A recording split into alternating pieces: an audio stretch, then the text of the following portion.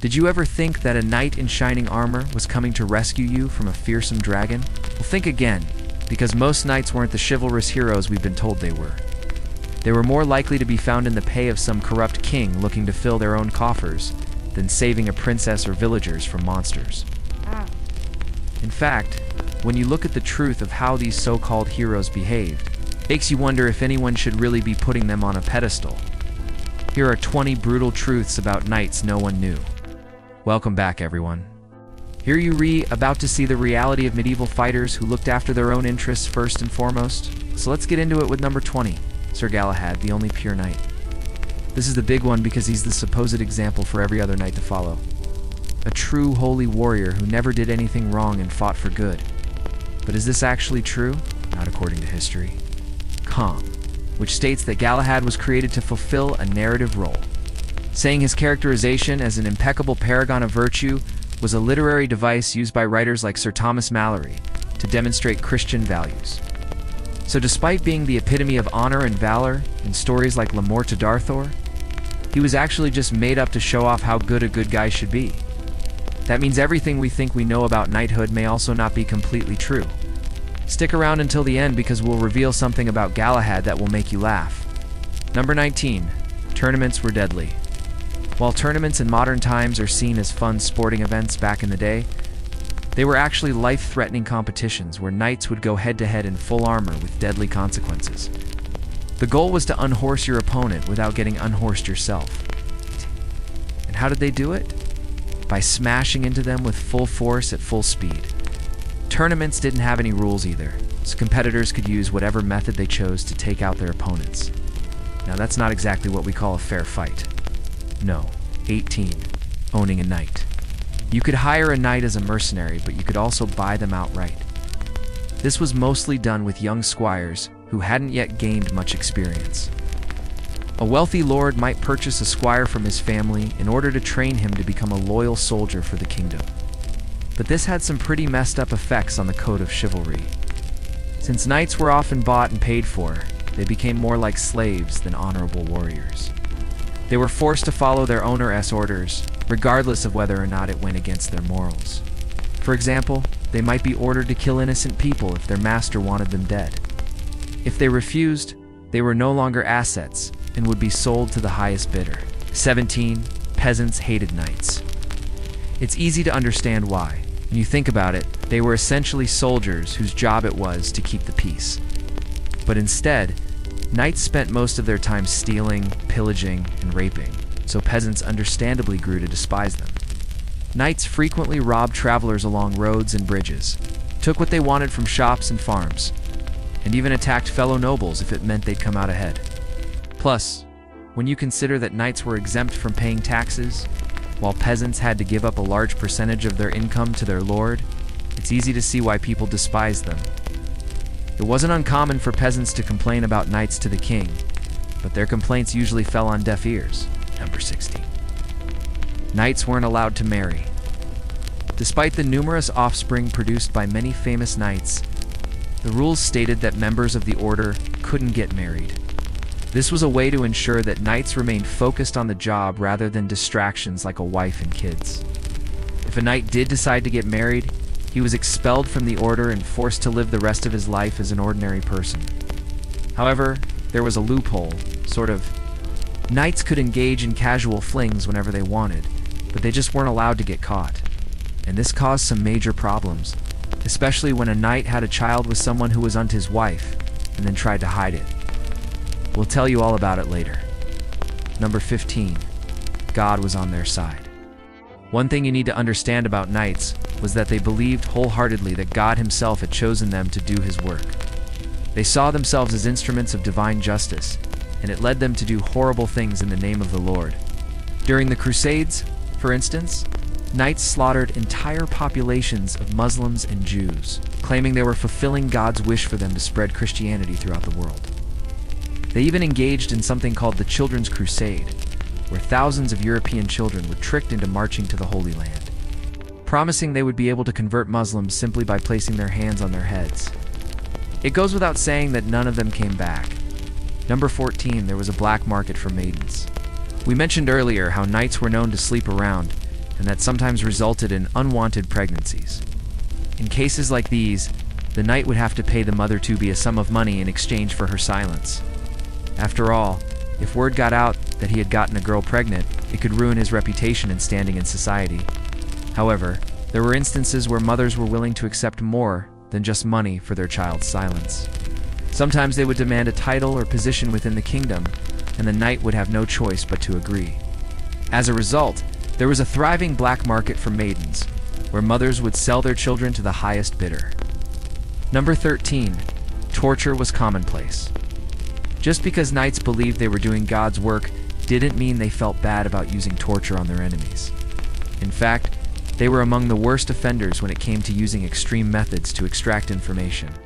From pulling out fingernails to burning flesh, there was no low to which they wouldn't stoop. And sometimes, they would perform public tortures to send a message to other potential enemies. One of the most common forms of torture used by knights was something called racking, where the victim was suspended from a rope, usually by their wrists, causing their bones to stretch and break. Then they would be left hanging there until they confessed whatever the knights wanted them to. Number 12. Loot was shared equally. If a knight happened upon a village during his travels and decided to pillage it, he wouldn't do it alone. He would share the loot with his fellow knights, regardless of whether or not they had participated in the pillaging. This was a way to ensure that everyone was on board.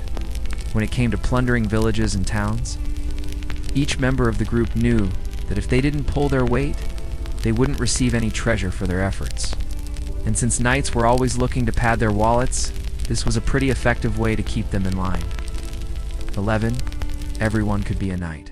Sure, it helped if you were born into a wealthy family, but technically, anyone could become a knight as long as they had the right stuff. To be a knight, you needed to be brave, loyal, and honorable. If you were willing to put in the work, you could earn your stripes and become a member of the order. Of course, this didn't mean you'd be treated equally once you were in. For example, a knight who was born into a royal family would always outrank someone who had to work their way up. But at least everyone had the opportunity to try. Number 10. Chivalry was a joke. Yeah, we know. We're kind of breaking our own cardinal rule here by talking smack about an honorable knightly code. But the truth is, chivalry was often disregarded by those who wielded it. Knights were supposed to be brave, courteous, and generous. But in reality, they were selfish, violent, and greedy. In fact, the code of chivalry was more of a guideline than anything else. Knights were expected to follow it, but there were no real repercussions if they didn't. In many ways, the code of chivalry was just a way to control how other people viewed knights. After all, if you want donations from wealthy nobles, you can't have a reputation for being a thug. Number 9. Blackmail was rampant. In addition to torturing prisoners, knights also extorted money from them through blackmail. If a knight had a prisoner who knew about some scandalous behavior he had gotten up to, he would threaten to reveal it unless they paid up. And this happened all the time. Knights were constantly trying to cover up their tracks. It wasn't uncommon for them to have to pay off multiple blackmailers at once. It was a dirty business, but someone had to do it. And when you're a knight, you're either the one doing the blackmailing, or you're on the receiving end of it. Number 8. Birth records were inaccurate. Do you remember us saying that anyone could become a knight? Well, that wasn't entirely true. See, the problem is that birth records in medieval times were incomplete at best. Many people were born without being registered, and those who were often had their names misspelled or mixed up. So when you're trying to find out if someone was born into nobility, you have to take what few records do exist with a grain of salt. For example, Sir Thomas Malory, the author of Le Morte d'Arthur, claimed to be descended from King Arthur himself. But historians have been unable to confirm this due to inaccurate birth records. Number 7. They were trained to be emotionless.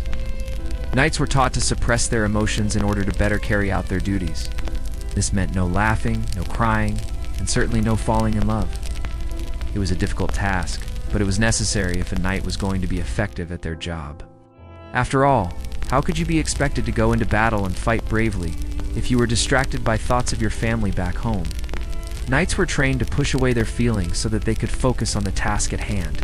Ain't this often resulted in them being seen as cold and unfeeling? No. 6 women were inferior. This is a tough one, but it's important to remember that knights were products of their time. And during the Middle Ages, women were seen as inferior to men. They were considered property and were often used as pawns in political games. It wasn't just a matter of opinion either, it was literally the law. Women couldn't own property, vote, or even speak without permission of their father or husband. As a result, it's not surprising that knights saw women as less than equal. They were raised to believe that it was their duty to protect women and keep them in their place. And this often resulted in knights treating women like second-class citizens. No, 5. Royal bastards. You might be surprised to learn that several famous historical figures were actually illegitimate children. And we don't mean like, born out of wedlock. We're talking about people whose fathers were kings, but who were never acknowledged as heirs to the throne. For example, William the Conqueror, who became King of England in 1066, was the son of a duke and a woman who wasn't married to him. Same with Richard the Lionheart, legendary medieval warrior, who was also born out of wedlock. And even King John, who signed the Magna Carta in 1215, was an illegitimate son. This wasn't because kings didn't know how to keep it in their pants, though. It was because they often had secret lovers in order to avoid producing heirs who would challenge their claim to the throne. 4. They lived lavish lifestyles. When you think of a knight, you probably imagine someone dressed in shining armor, riding a noble steed into battle. But the truth is, most knights didn't live like that at all. In fact, they lived pretty lavish lifestyles, thanks to the wealth they acquired through pillaging, plundering, and extortion. Knights often had large houses with plenty of servants and spent their days jousting and hunting. They were considered the elite of society and they knew it. No. 3. They deserted all the time. Despite the image of the valiant knight who always does his duty, the truth is that desertion was a common problem during medieval times. In fact, it was so widespread that there were even special courts set up to deal with cases of soldiers who ran away from the battlefield. Knights were particularly prone to desertion because they were often better off financially than other soldiers. And as a result, they had more to lose if they were captured. If a peasant soldier was taken prisoner, he would likely be killed or forced into slavery. But a knight who was captured could expect to be ransomed back to his family for a hefty price. So it's not surprising that knights often deserted in order to protect their own interests. No, 2 kings hated them. Yeah, we know. We're kind of breaking our own cardinal rule here by talking smack about an honorable knightly code. But the truth is, kings often despised knights. After all, they were the ones who had to pay them, and knights were always looking for ways to get more money. This led to a lot of tension between the 2 groups, and it wasn't uncommon for kings to accuse knights of being greedy or corrupt. And when you consider that knights were often responsible for enforcing the king's laws, you can see how this could lead to some serious conflicts of interest. No one. The Galahad loophole. We mentioned earlier how knights weren't allowed to get married, but there was a loophole, sort of. Knights could engage in casual flings, but they just couldn't get caught. And this loophole was exploited by some very famous knights, including Sir Lancelot.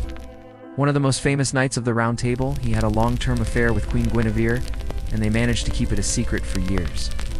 However, when Lancelot's best friend Sir Gawain found out about the affair, he challenged him to a duel. This may sound shocking, but it was actually quite common in medieval times for friends to fight each other to the death over matters of honor.